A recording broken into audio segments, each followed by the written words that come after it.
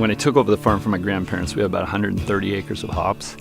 I would say we were kind of mid-sized at that point. The farm that we have right now, we have about 1,100 acres of hops, basically. Most of it's pretty contiguous to the spot that we stand right now. The hop business has been a tough business, really tough business. We'd have 3 or 4 good years, and then we'd have 6 to, I don't even know, sometimes as many as 12 bad years. Through every one of those down cycles, we would lose participants. People who just weren't that interested anymore, or they didn't have the stamina necessarily, both financial and just emotional, to live through those ups and downs. So that's when we started expanding from that 130 acres, and every chance we had that we could buy a neighbor, we found a way to do it. So we have to go through and hang a string down onto each hill. That's all done by hand. People tying strings on top and putting the bottom of the string into the plant. Training season, that's another big rush, big influx of people, because we actually have to come through and train every vine by hand. So on our farm, let's say we have just short of 2 million hills, say a little over 2 strings per hill. So we've got 4 million strings that have to be visited 2 times every spring. And we have a very narrow season to do that. It's about a 3-week season.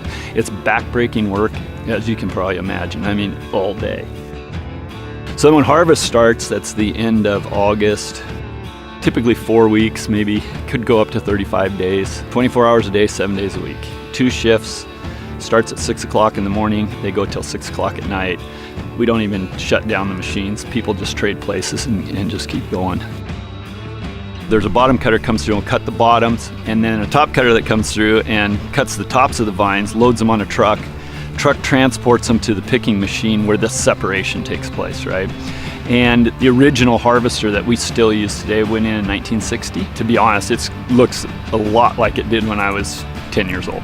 Hops, once they've been separated from the leaves and the vines, are transported by conveyor belt to the kiln. The kiln is just a big forced air oven, essentially, and takes us anywhere from 6 to 8 hours to dry them. Then we move them over to the conditioning and baling. That's the big building where the hops sit loose. We try to hold them from somewhere between 12 and 36 hours, so they have a chance to condition and settle down. And then we actually will put those into a bale of hops, which will be 200 pounds. And once harvest is over, then everybody, big sigh of relief, start planning for next year. You know, we're farming land that my great-grandparents started farming hops on in 1932. So working in the same fields that I played in as a child, and this was just always a part of who we all were as kids growing up. And so being able to continue that on and be able to introduce my children to the same things that my dad introduced me to is a lot of fun. And you have this connection to the land. It is part of your DNA, and it's part of who we are as a family. And so to be able to carry that on through the 4th generation and see it with one of my children someday would be awesome. As we move into 4th generation, hopefully they can have that same feel for the land that we've had. That's been passed down through our family for generations.